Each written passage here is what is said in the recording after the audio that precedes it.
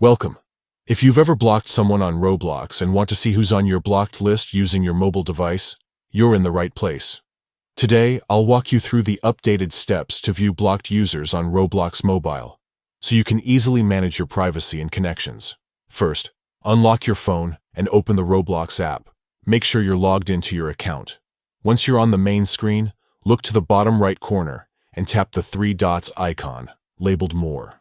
This will open up a menu with several options. Next, scroll down until you see Settings and tap on it. This is where you can adjust all your Roblox preferences and account details. Inside the Settings menu, find and tap on Privacy and Content Restrictions. This section controls who can interact with you and what content you see. Now, look for the option called Ads Preferences and tap on it. Here, you'll notice a toggle labeled Blocked Users. Switch this toggle on. Once you do, you'll see a list of all the users you've blocked on Roblox.